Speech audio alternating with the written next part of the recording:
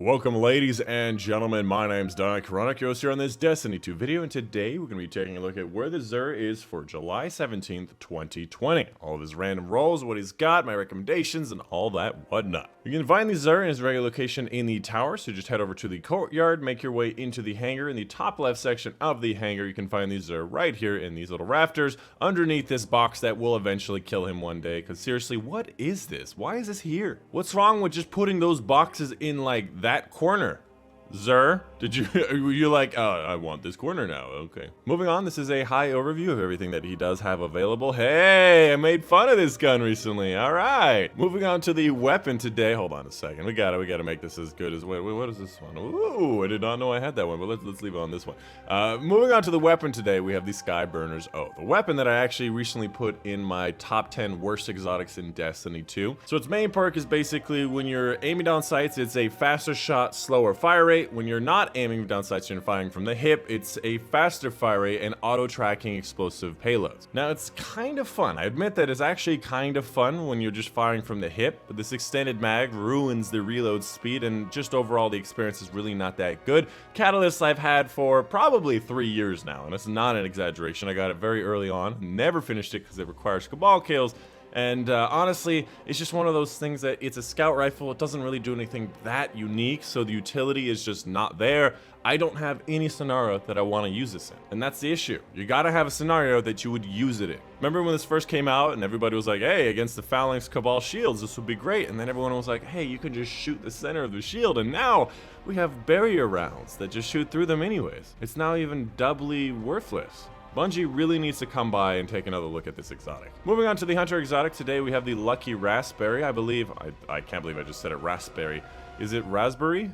How do you pronounce this word? It's either raspberry or it's raspberry. Anyways, this exotic is actually a really good exotic, in my top 10 hunter exotics for sure. Its main perk, Probability Matrix, increases the chaining capability of the Arc Bolt grenade, which is a fantastic PvP grenade, and has a chance to recharge it each time it deals damage, and a full chain always recharges it. So it's a chance to instantly get your grenade back just by hitting your grenades, which is great. As far as the stats go, a 2 in recovery is the lowest you could possibly have in recovery, and that is a very bad thing to have. What you'd want to see on this exotic is going to be discipline, recovery, and mobility, just because you're a hunter and all that whatnot. So I would say a poor roll on a good exotic. Moving on to the Titan exotics today, we have the Peacekeepers, all about SMGs, and I know you're thinking, oh, I like Recluse, I might like this thing. Main perk, Mecha Holster, which actually sounds pretty cool, reloads stowed SMGs and allows you to ready them instantly, and of course improves the handling with the SMGs and movement speed while wielding one. So it's going to be that nice buff to SMGs.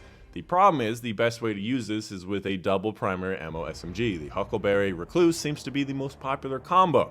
You do get the Master of Arms transferred from the Huckleberry to the Recluse, but then you lose the Rampage from Huckleberry, which is the main point, is you want to be firing Huckleberry non-stop without letting go of the trigger, not needing to actually reload, and then getting all those Rampage stacks. And the problem is that having double SMGs means you have a complete lack of range. They've served both the exact same purpose, and it just doesn't feel that great because you can reload fast with the Recluse and the Huckleberry anyways. What's the point? If there's ever a heavy ammo SMG, maybe this will become something that might be useful, but even then, I'm not really sure that this has any place in the game. It doesn't even have an ornament. The thing has been out since the beginning of the game, doesn't even have an ornament. I mean, like, goddamn, nobody cares about this. Moving on to the Warlock exotic today, we have the Vespers of Radius, an exotic that I've actually used for a pretty long time for rifts. Outside of using the Lunafaction and Phoenix Protocol, I would say this is one of the better rift exotics. Its main perk, Planetary Torrent, rifts release an arc shockwave when cast, and rift energy recharges faster when you're surrounded by enemies. When we used to be doing the Leviathan raids every single week, using this so you can have a rift for every single one of the different plates when we did not have Oil of Radiance was actually really useful. If there's any amount of enemies nearby, you're going to be getting rifts pretty fast. Now, the issue these days with this